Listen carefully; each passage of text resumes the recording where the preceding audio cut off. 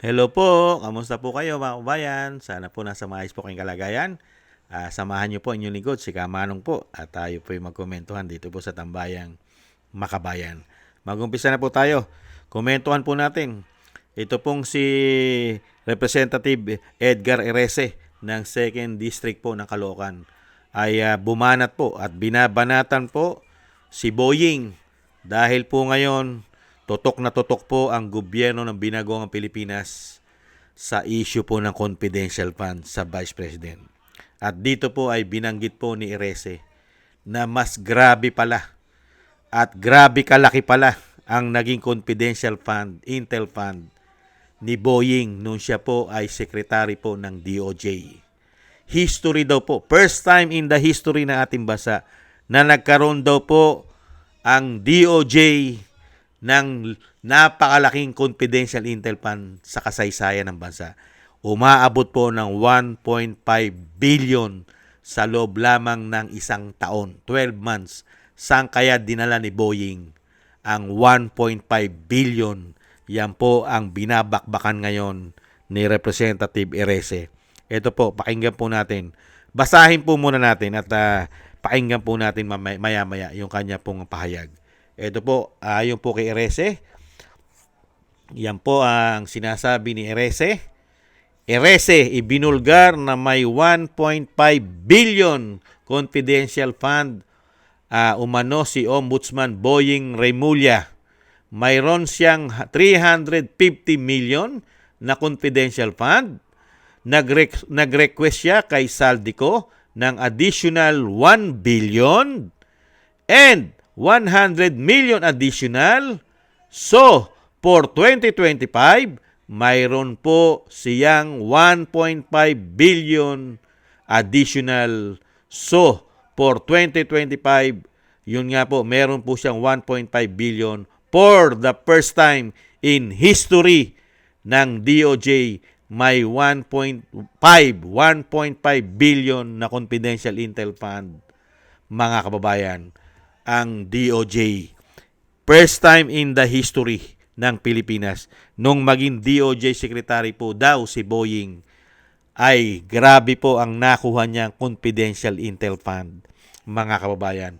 Kaya nga po binulgar ni Erese na may 1.5 billion confidential fund.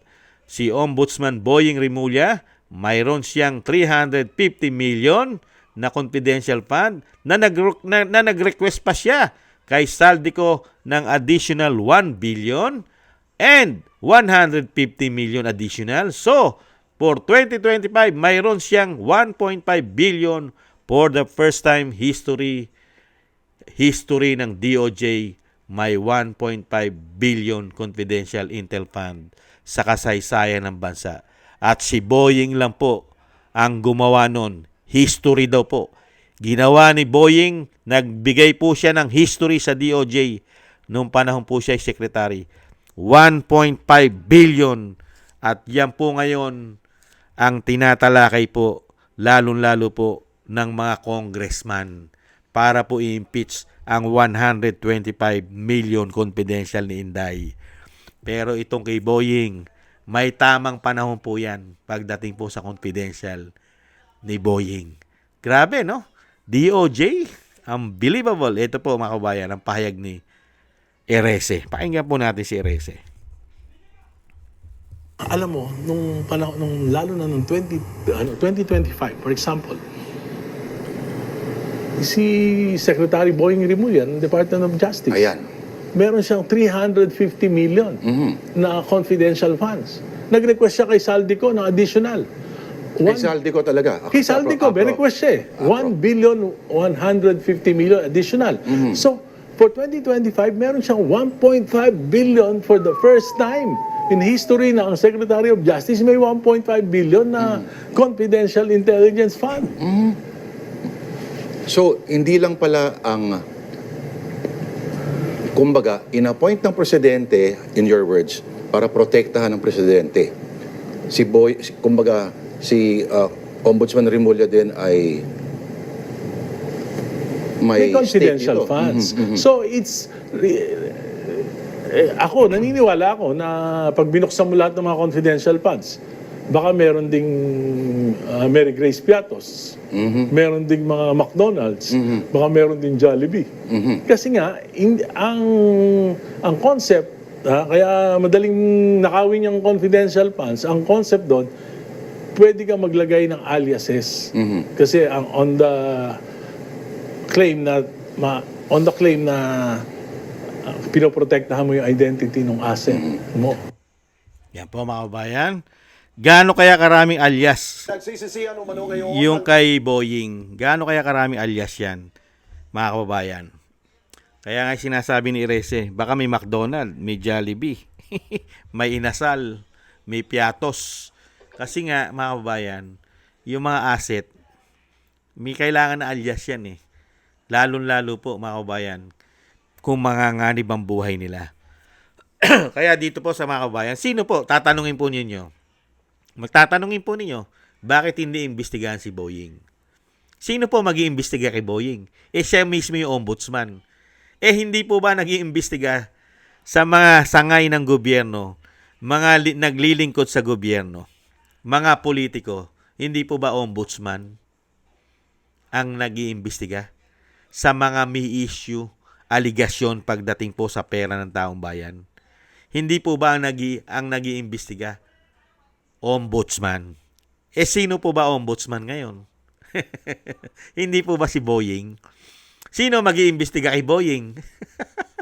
Kontrolado niya DOJ. Galing siya sa DOJ na doon siya gumawa ng history. Ayon kay Irese, gumawa siya sa kasaysayan ng bansa, gumawa siya ng history sa DOJ nung panahon po niya na siya'y secretary. 1.5 billion confidential intel fund. Nasa history yan. Kaya nga po mga kababayan, makakakamit lang po tayo ng katarungan sa mga pinagagawa po nilang kagaguhan, kawalangyaan, pagnanakaw sa pondo ng bayan. Di umano, kung si BP Sara na po ang magiging presidente ng bansa o manggagaling ng Mindanao ang presidente. Lahat po yan maiimbestigahan. Lalong-lalo po yung sinasabi pong 1.5 billion na dating DOJ Secretary at ngayon ay Ombudsman, na siya po ngayon na nag-iimbestiga sa korupsyon. Pero grabe po pala ang nahahawakan niyang pera ng taong bayan. Unbelievable. At napakarami pa pong issue niyan, mga kababayan. Lalo-lalo po yung ginawa pa nilang sabuatan para makidnap lang ang isang dating Pangulo. At natuklasan po ng taong bayan na yung mismong ICC ay binabayaran pala galing sa buwis ng taong bayan, di umano. Hindi po ba napakarami? Kaya nga po lahat ay ginagawa nilang paraan para pabagsakin ng mga Duterte. At nakita naman po natin ang ombudsman ngayon kung kanino nakatutok. Hindi po ba? Pati ang NBI, ang DOJ, kanino po nakatutok. Kaya pala nilagay dyan si Boying. Dahil pati pala siya, di umano, ay napakarami ring karga-karga na questionable at masisilip pag wala na siya sa kapangyarihan. Isang damukal pala ang mga hinahawakan nilang pera. Confidential intel fund pa lang yan. Paano pa yung pondo ng ahensya? Hindi po ba?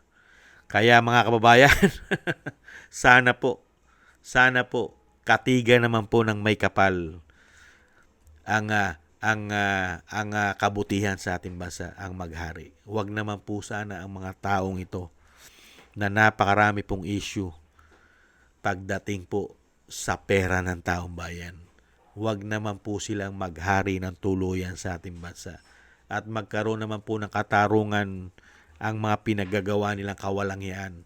Mag-aapat na taon na po.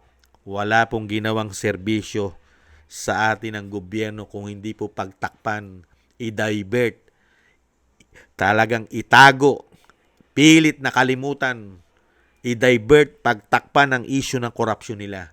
At ang hinahanap nilang solusyon para mapagtakpan ay ang pamilya Duterte.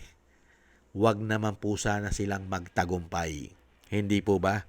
Kaya dito po kay Irese, ito po'y dilaw. Liberal po ito. Pero binabanatan niya po si Boying.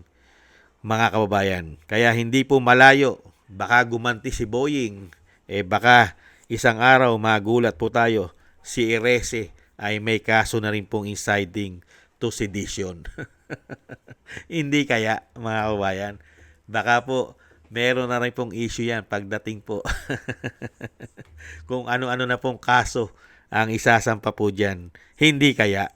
Muli po mga kababayan, tayo po yung maasa katulad po na inyong lingkod. Umaasa po ako na darating po ang tamang panahon para naman po sa pag-uusig at uusigin naman sila. Yung mga totoo na nagpahirap sa ating bansa at yung mga totoong magnanakaw sa ating bansa, sana po dumating ang tamang panahon na sila po ang dapat usigin at isuka po nila ang kanilang mga ninakaw. Pati po ang mga naipundar nila, di umano na mga ari-arian sa ibang bansa, ay mabuksan din po sana ang mga libro ng mga taong ito. Hindi po ba? Napakasarap pong i-audit ang kayamanan ng mga taong yan. Hindi po ba? Maraming salamat po mga kabayan. Thank you po sa inyo. Sana gusto po natin tambayan mga kabayan sa YouTube at TikTok. At ganun din po sa inyo po na nagko-comment, like, share, and subscribe at patuloy po nagsusubscribe. Shoutout po sa inyo lahat. Maraming salamat po. At thank you rin po at shoutout po sa mga nagbibigay po ng tulong. Shoutout po kay Eric Hershaw from Canada, kay Baby Roman, Ate Isa from Cagayan Valley, Ani Joe, ako si Pilam, Jem Aris from United Arab Emirates, kay Gay at Chena, Mary Natividad Blinden from Netherlands, at kay Tatay Nick from Toronto, Canada, Jesus Valdepena, Rolando Guerrero, Milay, Ma'am Elby Sermani from North Miami, Florida, USA, kay Mika Ligaspi, Frank Zamora from California, USA, Romulo de Binagracia from Bacolod City, Kingston from Hong Kong, Jake Yahut from California, USA, Gina Ray from Berlin, Germany, Julieta Silona from Sydney, Australia. Maraming salamat po. Shoutout po sa inyo lahat. At ingat-ingat po kayo sa inyo pumapagawa. Thank you po. At tis-tis lang po tayo mga kabayan. At ingat-ingat po kayo. God bless po sa lahat. God bless po sa atin lahat. Paalam.